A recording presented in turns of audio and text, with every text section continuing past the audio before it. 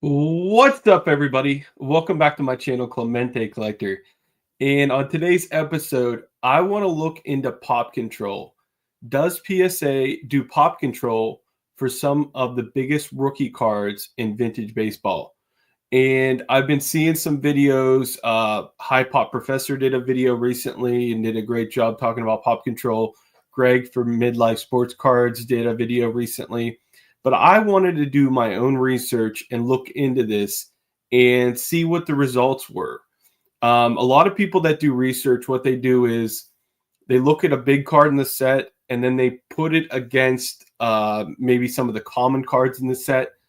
Instead of doing that, I wanted to look at some of the biggest rookie cards of the set and then the other biggest cards of the set. For example, you'll see we're going to start with 1968. So we not only have the 1968 Nolan Ryan rookie card and the 1968 Johny Bench rookie card, but we also have the 1968 Mickey Mantle card. So my thought is, yes, we can compare common cards to rookie cards and look at it that way, but why don't we look at 5 iconic cards from 4 different years? So we're going to look at 1968. We're going to look at 1955, which has obviously the Clemente and Koufax rookie. 1975, which has the Yount rookie card. And we're going to look at 1980. So let's get started. I'm going to share the presentation here, and I did not pick years specific to what I wanted to find. I picked these 4 years based on the rookie cards and wanted to see what the results were. So once again, the question is, does PSA do pop control for iconic rookie cards? And does anybody want to guess? The first year we're going to do is 1968. Does anybody want to guess the 5 cards that were most graded by PSA in 1968? Here they are. We got the Hank Aaron. We got the Tom Seaver. We got the Mickey Mantle, Johny Bench rookie card, and the Nolan Ryan rookie card. So what really stands out to me on this, and which I find extremely interesting, is the Mantle and the Nolan Ryan are almost a dead heat as far as total number of cards graded. And, why is this important? Why does the total amount of cards graded important? Because what it tells you is, it tells you if that card is owned by somebody, they pretty much send it in to grade it no matter what the quality is, right? So I would say the Bench, the Ryan, and the Mantle, for the most part, unless it's a collector that collects ungraded and keeps them ungraded, for the most part, any quality card will get sent in to PSA to get graded. So now what I'm going to do now is I'm going to show you how many PSA 8s, how many PSA 9s, and how many PSA 10s of each of these cards PSA has graded. All right. So first off, right here in the top left corner, PSA 8s. So surprisingly, Hank Aaron has had the most, or actually has the least. I'm sorry. It goes in reverse there. So Mickey Mantle has had the most PSA 8s graded. And as you can see, Nolan Ryan is in 4th there with 794 graded. So that's really, really interesting. As you can see, the Mantle and the Ryan have the same total graded, yet Mantle is substantially more PSA 8s. So if we go down to the next one, you can see with the PSA 9s, Johny Bench actually has the most PSA 9s graded, and then Mantle, Aaron, Seaver, and then Ryan at 69. So I would say that is a pretty big smoking gun in my opinion. How PSA is only graded 69 Nolan Ryan PSA 9s, yet the Mantles are at 184, and the Benches are at 216. And then PSA 10s, this is, I mean, you probably have heard other people talk about this, but it's pretty outrageous. There's one PSA 10, yet the Mantles, there's 11 with the same amount of cards graded. So I think for the 1968 set, the results are pretty shocking. I do think it's interesting to find, though, that is the Johny Bench card had 17 10s. So that was kind of an interesting thing. Like, it makes you, why do you guys think personally, why do you guys think that would happen? If they were controlling the pop control, why was Nolan Ryan so controlled, yet Bench, for whatever reason, more slipped through the cracks? Is it because it took a while for the Bench rookie card to be worth enough? Is that possibly the reason? I'm not sure, but I do find that interesting that the Johny Bench had 17 10s. All right. And then here is just a graph of all the data I just showed you guys. And basically, it's an order from lowest amount total graded to highest amount total graded. So as you see there, Nolan Ryan has the most cards graded, yet the 9s and the 10s are the lowest. And then Johny Bench had the most 9s and 10s graded.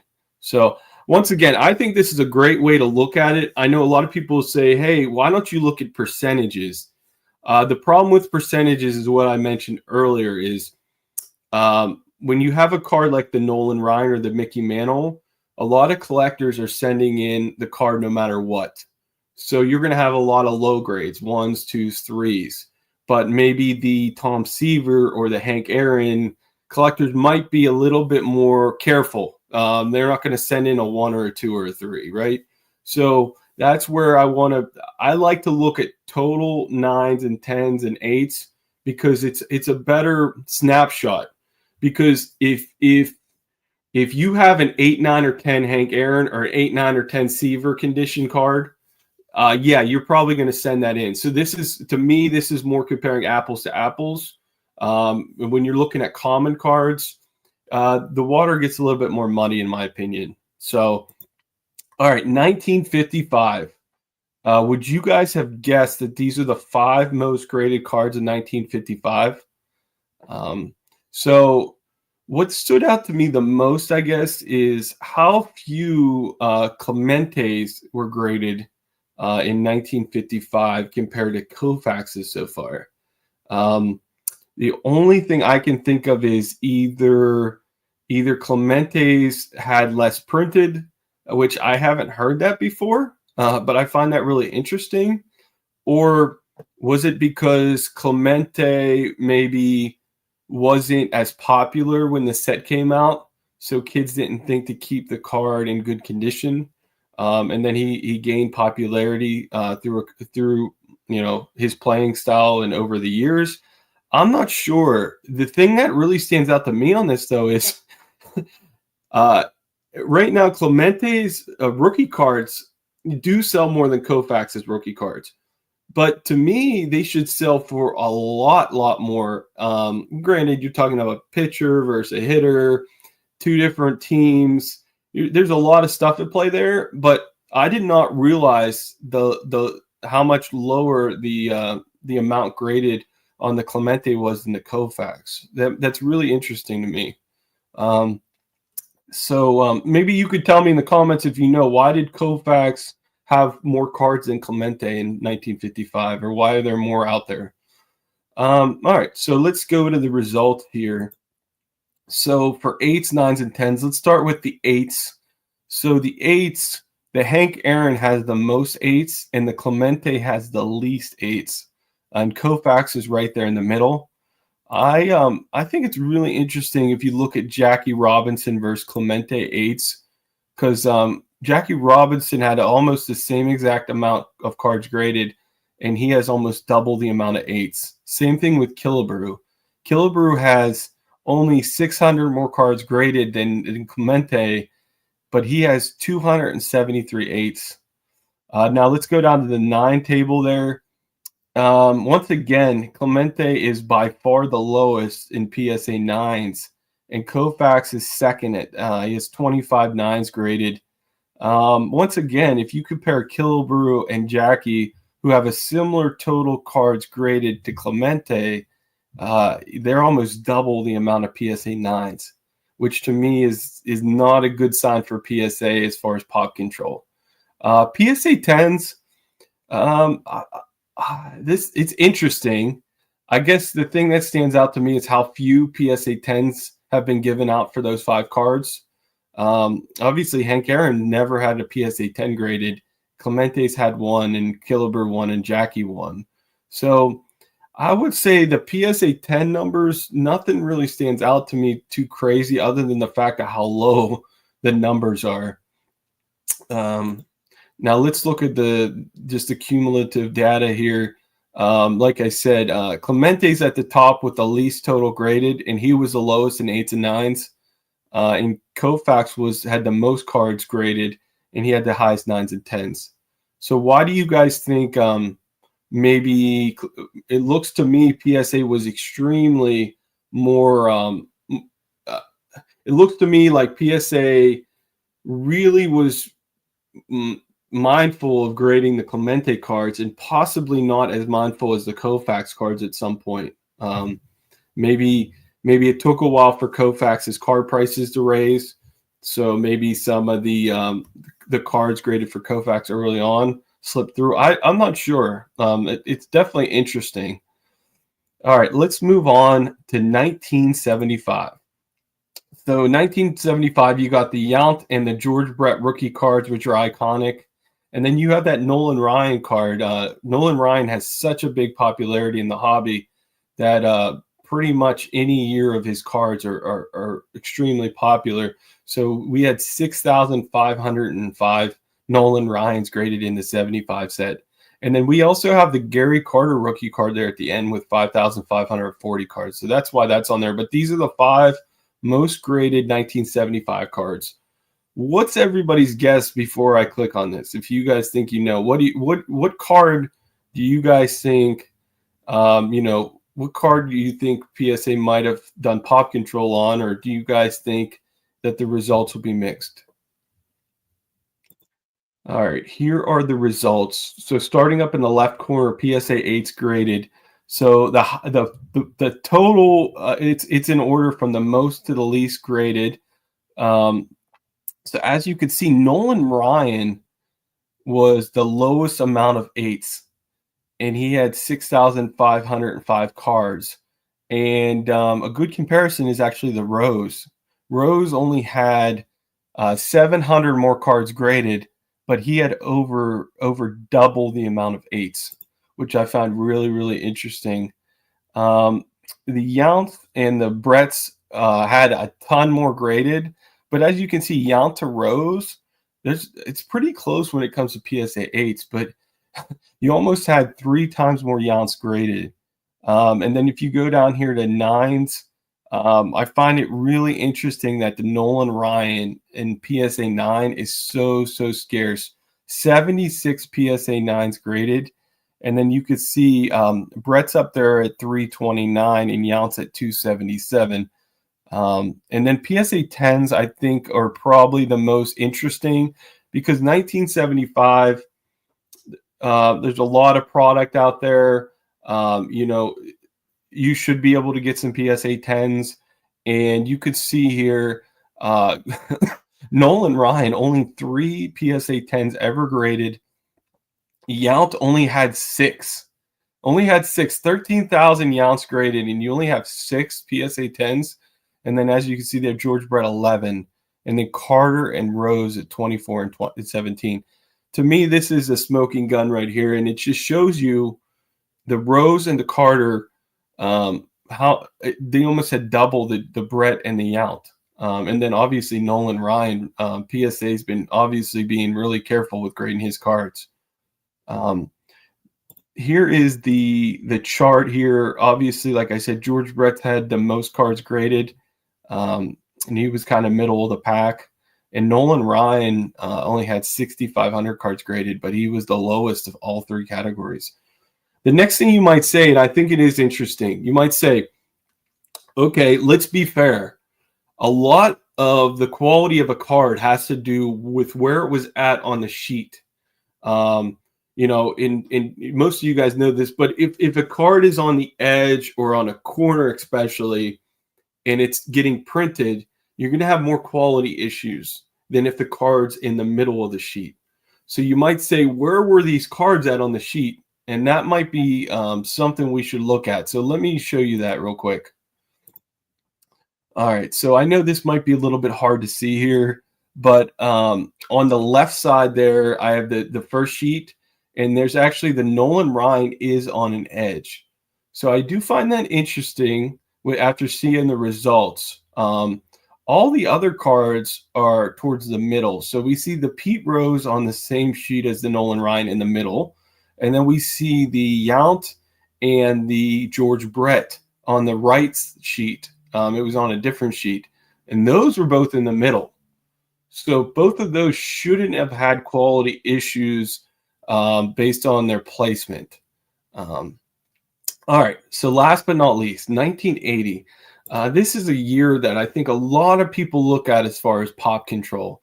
You know, I actually ran these numbers prior to Ricky Henderson's passing, but all these numbers are within a couple. I would say I ran these numbers 2 weeks ago or 3 weeks ago. As you can see, the big cards that get graded were obviously the Ryan and the Ricky Henderson, but the Ricky blows all the cards away. So this is the most interesting study to me, just based on there's one real big chase card in this set, obviously. And then 1980 shouldn't have had as many quality control issues as some of the other sets we've looked at. So what do you guys think the results are going to be? Okay, here they are. So first, top left-hand corner, PSA 8s. As you can see, the Henderson actually had by far the most PSA 8s, 13,000 PSA 8s, but obviously a ton of cards graded. Where it gets really interesting is when we start looking at PSA 9s. Henderson still has a lead, but George Brett, which only had 3,000 total cards graded, is half of the 8s. So, okay, we can maybe chalk that up to Ricky Henderson. Every card gets graded. Could make a lot of sense. PSA 10s just make zero sense whatsoever. So, unlike the other charts, Ricky's at the bottom of this one. He's had 25 10s. And then you look at George Brett, he's had 211 10s. Mike Schmidt's had 100 10s. Ozzie Smith's had 96 10s. So obviously quality control was a lot better in 1980, yet PSA really was careful with giving out PSA 10s on Ricky Henderson cards. And then you could see there actually looked like they really controlled pop on Nolan Ryan's. You know, they might have not graded Nolan Ryan as harsh as Ricky Henderson, but they obviously are careful giving out Nolan Ryan 10s. So that's one thing I would take away from this whole thing is how careful PSA is when they get a Nolan Ryan card. Next, it's just the cumulative data that I've showed on the other ones. Obviously, Ricky Henderson's at the bottom. Once again, 8s and 9s, he's the highest, but 10s, he's the lowest. And then also Nolan Ryan on the 9s was the lowest, which is interesting once again. So this is a good one we can look at as far as 10 percentage. So that's what I did here. Basically what I did is I looked at 9s and 10s. I looked at the total 9s and 10s graded for all 5 of these cards. For example, Ricky Henderson, total 9s and 10s, 2,263. And then I took the 9 and 10 total and divided it by the 10 total. And I got a 10 percentage. So this is really good here because even a card like a George Brett, basically you are comparing apples to apples. If somebody has an outstanding looking George Brett card and they're going to send it in to get graded, this shows you how careful PSA is, because a 9 and a 10 in PSA, a lot of times you can look at those cards and it could have went either way. The grader could have gave it a 10. They could have gave it a 9. This is really I think probably if you take anything away from this video, I think you should take this away. PSA, out of all the 9s and 10s of Ricky Henderson, they graded 1.1% of them 10s. And George Brett's, they've graded 14.5%. And then even you can look at Schmidt at 8.9 and Ozzie Smith at 8.8. And then you could see how careful they were even with Nolan Ryan at a 4%. But to me, this is probably the one thing that I would take away the most is if you think pop control doesn't exist, what happened in this situation here. And the other thing is, I will show you guys the printing sheets like I did on the last one. So here are the printing sheets, and the printing sheet there closest to me on the left, the Reggie Jackson is right there in Reggie Jackson. The Ricky Henderson card is right there as a middle card. So it wasn't affected being on the edge or a corner. So you guys take it how you want to take it. That's the research I concluded with. Like I said, I picked out 4 years based on rookie cards I wanted to examine once again. And what I wanted to do was I wanted to compare them to other iconic cards in the set instead of comparing them to common cards being graded. Because I can't see a situation where a grader would get a common card versus a grader getting a star card. And I could see how they could be being more careful. I don't think it's right. I think a grader should look at the card and they should grade it properly. Because at the end of the day, unfortunately, the grader is taking money away from the collector or even the reseller in that situation. Just taking that Ricky Henderson and instead of giving it an 8, giving it a 7, or instead of giving it a 9, giving it an 8. You're literally taking money away from the collector, which is unfortunate, or the reseller. I think that's why we're seeing a lot more videos recently of people saying, use your own eyes, buy the best looking card. I get all that. But at the end of the day, I do think we do need to talk about this more often. We do need to do more studies into this. And us as collectors should be holding the grading companies. We should be holding them to a high standard. They are the referee, and they should be held to that standard. If you like this video, let me know. If you would like me to look into some other years, I could look into SGC. The only problem is SGC doesn't have the amount of data PSA has, unfortunately. But I would be willing to look into other grading companies if you think it's a good idea. But thanks, everybody, for watching. I hope you enjoyed it. Everybody have a great rest of your day. I'll see you on the next one.